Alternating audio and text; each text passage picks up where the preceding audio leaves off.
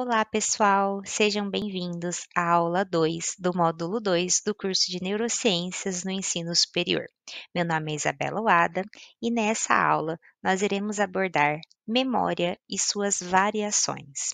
Então, existem diferentes tipos de memória e elas podem ser, divididas em função da sua retenção temporal ou quanto à sua natureza. Como já mencionado na aula anterior, a memória ela é uma das funções mais complexas do encéfalo e ela vai envolver diferentes tipos de memória que vão utilizar diferentes regiões do encéfalo. E o objetivo dessa aula é apresentar para vocês um pouquinho dessas variações. É importante ressaltar que esses diferentes tipos de memória, elas vão funcionar de forma integrada no dia a dia. E vão envolver desde tarefas simples até tarefas complexas.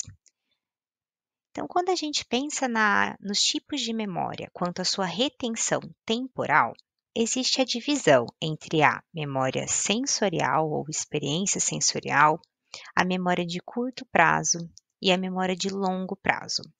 Esses três tipos de memória, eles estariam sendo mediados pelos processos que a gente abordou na aula 1, de codificação, consolidação e de evocação. Então, a memória sensorial é responsável pelo armazenamento das informações sensoriais por períodos muito breves e contém registros obtidos através da visão, tato, olfato e paladar. Então, as sensações, elas são captadas pela nossa percepção e são traduzidas através de receptores especializados que se encontram, por exemplo, na nossa pele e nos músculos, quando a gente pensa no tato, ou na nossa retina, que através de fotorreceptores vão captar e converter a luz em sinais elétricos, no caso da visão. Essas informações sensoriais, elas vão ser então codificadas pelo encéfalo através dos córtices sensoriais e motores primários, conforme a gente viu na aula 1. Um exemplo de memória sensorial seria como quando a gente olha um raio no céu e mesmo após esse raio sumir, a gente ainda consegue enxergar o desenho, manter o desenho em mente daquele raio no céu, como no exemplo que eu vou mostrar aqui, ó. Um outro exemplo que a gente consegue perceber a memória sensorial é quando a gente dispara o flash de uma câmera e a luz do flash permanece em nossa visão por alguns segundos, antes de desaparecer.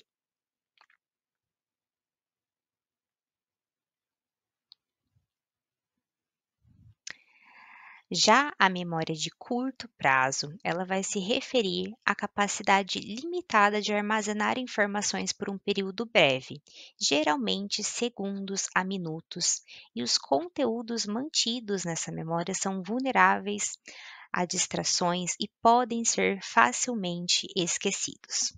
Como a gente viu na aula passada, através do processo da LTD, existe um enfraquecimento das conexões sinápticas que vão levar ao esquecimento.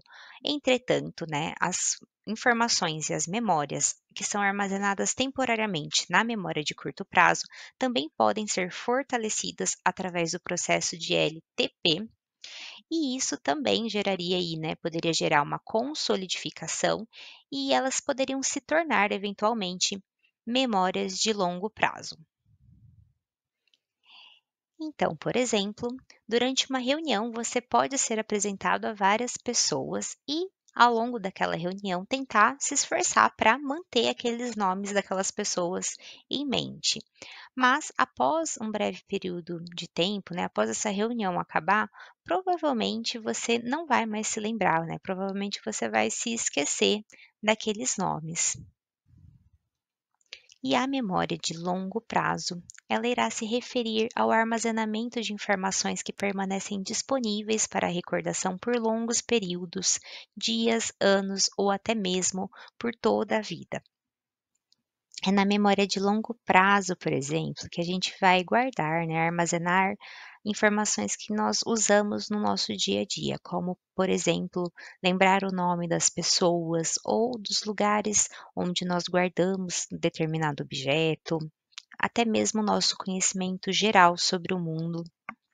ou quando lembramos de fatos da infância, de uma viagem ou de um aniversário, por exemplo. Embora essas memórias elas sejam mais consolidadas do que aquelas armazenadas na memória de curto prazo, ainda assim elas podem ser esquecidas. Então, por exemplo, né, você pode, por muitos anos, ter facilidade de se lembrar de alguma tarefa que você realizava em um antigo trabalho. No entanto, com o passar do tempo, se essas memórias não forem mais acessadas, é natural que elas se enfraqueçam e posteriormente a gente tenha dificuldade em recordar dessas informações ou dos detalhes dessas informações. Diferentes sistemas encefálicos vão participar do armazenamento da memória de longo prazo, e vai existir uma diferença entre o armazenamento das memórias declarativas e não declarativas. Por exemplo, né, na memória declarativa, e só retomando um pouquinho, né, que é aquele tipo de memória que a gente consegue expressar através da linguagem e que a gente vai ver logo em seguida em maior detalhe. Mas esse tipo de memória, memória declarativa, ela vai envolver aí para o seu armazenamento de curta duração, né, para sua eh, formação, estruturas do hipocampo e um conjunto de estruturas de encéfalo mediano e do lobo temporal, enquanto que o córtex cerebral vai servir como o principal repositório desse tipo de memória, como por exemplo, né, a área de Wernicke associada ao significado das palavras, ou o córtex temporal, que vai armazenar as memórias visuais, né, como objetos e rostos, e vai também utilizar aí de regiões do córtex frontal e o lobo temporal medial para a evocação de memórias declarativas de longo prazo. Já as memórias não declarativas, que são aquelas que, por exemplo, a gente utiliza para rebater uma bolinha de tênis ou para andar de bicicleta, né, que são memórias que são mais difíceis de ser expressadas através da linguagem, elas estão associadas a estruturas como o cerebelo, o núcleo da base, ao córtex pré-motor e outras áreas responsáveis pelo controle motor e por comportamentos automáticos. Então, nesta figura, nós podemos ver o processo de formação da memória desde a entrada das informações sensoriais até o seu armazenamento na memória de longo prazo. Nessa figura, né, as etapas foram divididas em 4 partes, onde na primeira parte a gente vê o ponto 1. As informações sensoriais elas são recebidas através dos sentidos, são inicialmente armazenadas na memória sensorial, e aí um subconjunto dessas informações é codificada e transferida para a memória de curto prazo ou a memória de trabalho, que a gente vai ver um pouquinho mais para frente. Se as informações, né, que estão armazenadas ali na memória de curto prazo forem repetidas, forem utilizadas com frequência, como a gente vê no ponto 2 aí da imagem, elas podem então ser consolidadas na memória de longo prazo e podendo aí permanecer ao longo de minutos, dias ou por toda a vida.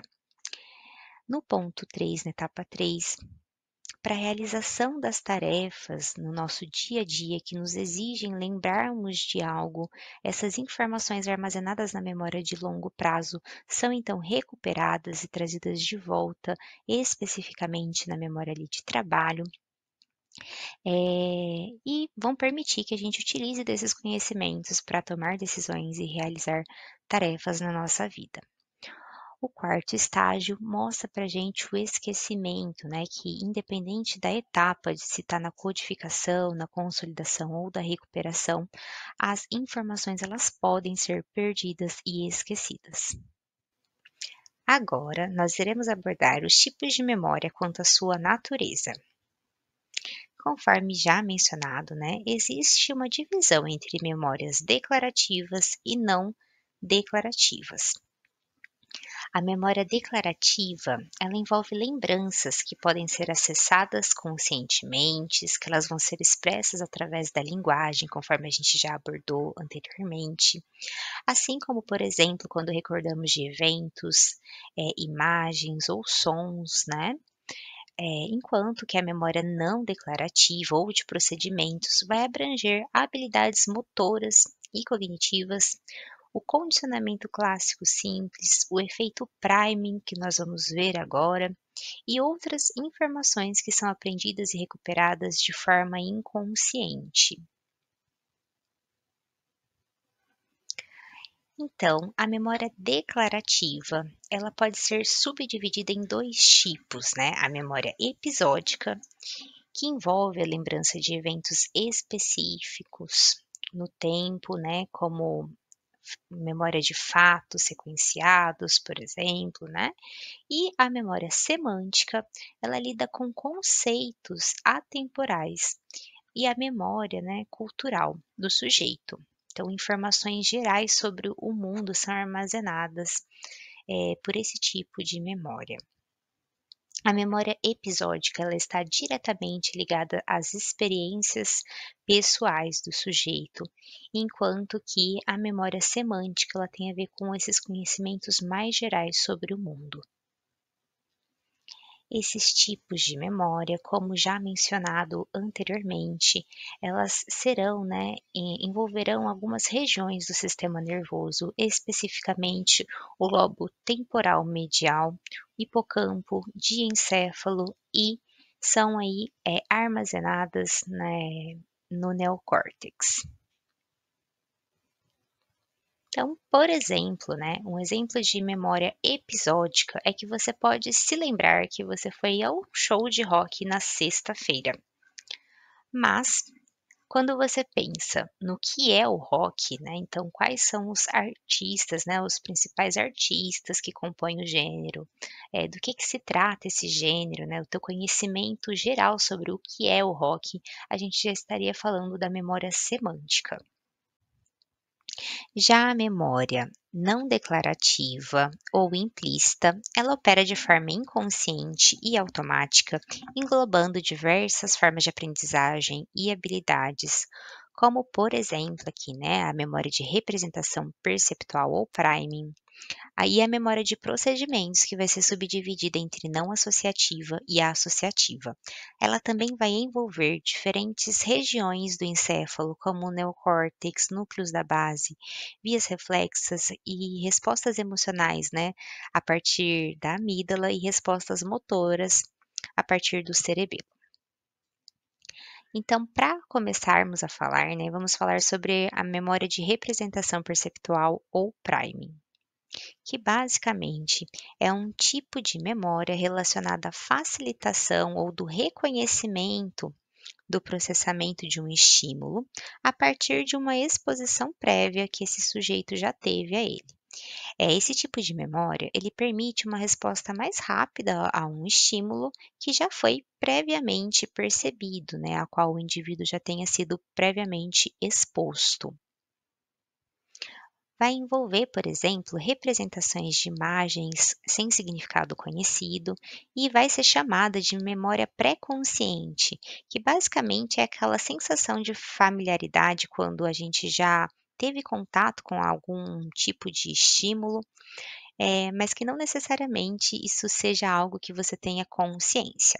Então, por exemplo, né, ao ouvir uma música familiar, você pode se pegar reconhecendo ou até mesmo cantando trechos dessa música, sem mesmo ter plena consciência de que você conhece essa música. Provavelmente, se a música não estivesse sendo tocada, você não seria capaz de recuperá-la de forma consciente. Então, o priming ele depende da integridade do córtex associativo sensorial e ele vai ser essencial para a formação de ativação de associações perceptivas automáticas. Já a memória de procedimentos ou memória procedural vai envolver, né, habilidades, hábitos, comportamentos, como, por exemplo, né, aprender a tocar um instrumento ou amarrar um sapato. e vai ser resultante de experiências do indivíduo. Esse tipo de memória, ele exige mais tempo para ser consolidada e ele vai requerer muita repetição e prática. Então, por exemplo, quando a gente pensa em práticas de esporte ou na música, né, aprender a tocar um instrumento, são atividades que vão exigir bastante prática e repetição, mas uma vez que esse tipo de memória é consolidado, ele é menos propenso ao esquecimento, como, por exemplo, o andar de bicicleta. E a memória de procedimentos, como já mencionado, ela é subdividida entre memória não associativa e associativa. A memória não associativa, ela refere-se a um tipo de aprendizagem que resulta em mudanças de comportamento em resposta a um único estímulo ao longo do tempo. Ela vai se dividir em dois aspectos principais, que é a habituação e a sensibilização. Então, na habituação, ocorre uma diminuição progressiva da resposta a um estímulo repetido e relevante. Um exemplo cotidiano seria o toque constante de um telefone, que com o tempo a gente deixa de notar, e ele para de nos afetar de forma direta. Essa forma de aprendizado, ela geralmente envolve regiões simples do sistema nervoso, como os circuitos reflexos da medula espinhal e do tronco encefálico, que são responsáveis por processar estímulos repetitivos de maneira eficiente, permitindo aí que o nosso cérebro descarte esse tipo de informação que não é importante. Por outro lado, a sensibilização ela vai ser uma intensificação da resposta a um estímulo após uma experiência forte ou nociva. Então, imagine, por exemplo, que você está andando numa rua e de repente acontece um blackout, e a partir desse blackout você começa a se tornar mais atento, mais reativo a sons que antes não estavam chamando a sua atenção, como por exemplo, se você ouvir passos atrás de você. Nesse processo, o envolvimento do sistema nervoso ele vai ser mais abrangente, pois além, né, do tronco encefálico, as áreas do sistema límbico serão ativadas, e especialmente a amígdala, que vai desempenhar um papel crucial na modulação das respostas emocionais. Então, vai ajustar aí a intensidade da reação com base em experiências anteriores. Esse processo mediado pela amígdala, ela vai otimizar a nossa interação com o ambiente e vai filtrar as situações que elas são tidas como potencialmente perigosas para nós, e vai possibilitar aí uma resposta mais rápida quando, por exemplo, a gente percebe situações de perigo.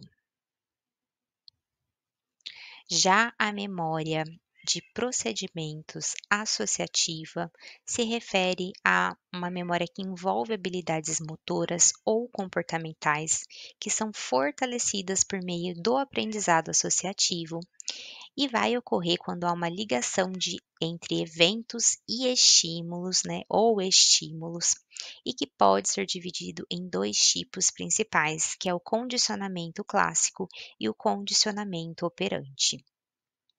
O condicionamento clássico ele foi descoberto por Pavlov, que foi um fisiologista russo que fazia seus experimentos ali no final do século XIX.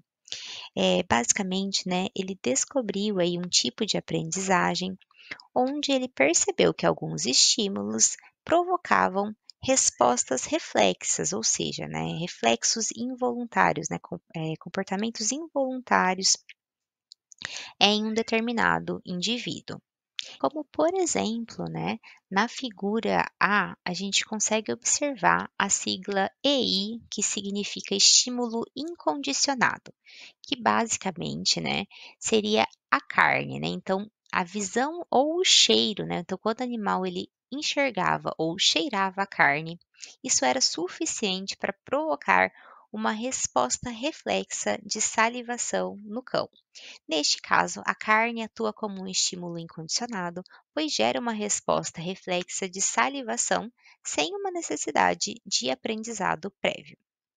Aí, a partir dessa observação, o Pavlov passou a apresentar a carne junto com o som de uma campainha.